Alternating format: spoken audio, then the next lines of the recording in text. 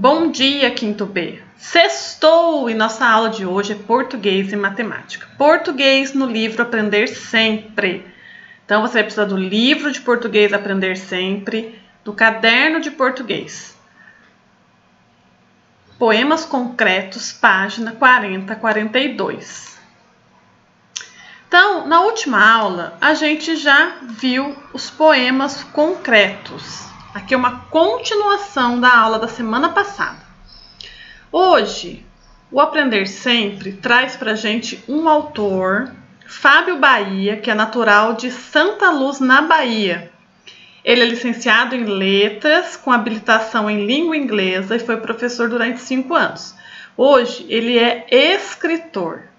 Então, desde 2012, incentivado por boas críticas, começou a participar de concursos literários, sendo premiado e publicado em antologias, sites e revistas no Brasil, em Portugal e na Espanha. Seus poemas concretos já foram publicados em diversos livros didáticos e em várias outras publicações voltadas para a educação. Em 2014, publicou seu primeiro livro de contos juvenis, Ferramentas dos Deuses, Contos Fantásticos, com temática mitológica, que obteve boa repercussão e avaliação. Em 2017, publicou outro livro, dessa vez de poemas. Então, este é o Fábio Bahia. Agora, na página 41, vamos começar lá. Tem o primeiro poema concreto. Leia o primeiro poema selecionado para o nosso estudo. Então, olha que poema bacana. É em formato de uma placa de trânsito. Se não é o fim, recomece. Olha que bacana que está desenhado aqui o poema. Agora, com base neste poema, a gente vai responder as perguntas abaixo. Como as palavras estão escritas no poema? Está escrito em linha reta, como verso? Como que está escrito as palavras no poema? Qual é a intenção do autor ao dispor as palavras dessa forma? Por que você acha que ele escreveu o poema desta maneira aqui, ó? Então, se não é o fim, recomece. Por que você acha que ele escreveu dessa maneira e ainda usou uma seta? C. Que relação podemos fazer entre o que está escrito na imagem e a forma como as palavras são dispostas? Então, o poema concreto, ele tem um texto, né? E a maneira que é escrita, que é desenhado o poema, mostra também o que aquele poema quer dizer. D. A maneira como o texto está escrito amplia sua compreensão. Você entende mais este poema da maneira que ele está escrito? Ele usa uma placa de trânsito, ele usa uma forma.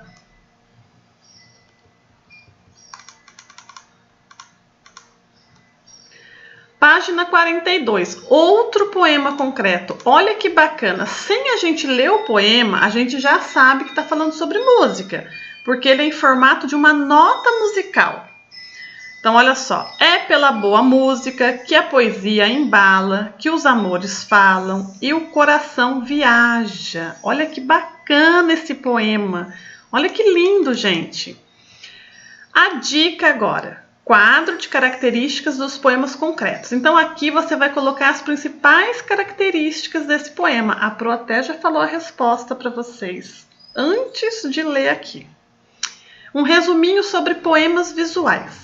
Os poemas visuais exploram a relação do significado das palavras com as imagens. Então, nesse poema, por exemplo, o texto tem relação com o desenho. O texto fala sobre música e é em formato de uma nota musical. Em muitos casos, o poema sugere uma leitura diferente daquela tradicionalmente consolidada, a leitura em linhas retas por meio de períodos e parágrafos. Então, o poema concreto não é um texto corrido igual a gente está acostumado. Nesses poemas visuais, também conhecidos como poemas concretos, em muitos deles a leitura segue os contornos de uma imagem, de um desenho, ou então as próprias palavras formam o desenho. Então, aqui, O poema fala sobre música e as palavras formam uma nota musical, né? Essa é a principal característica de um poema visual. Respondeu aqui quais são as principais características desse poema visual, porque a Pro já falou várias vezes a resposta.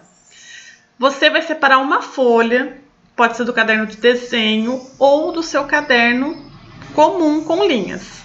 E nós vamos fazer um poema visual de Ubatuba. Então aqui a Pro fez um exemplo para vocês. A Pro fez esse daqui, gente. Esse daqui é o meu poema concreto.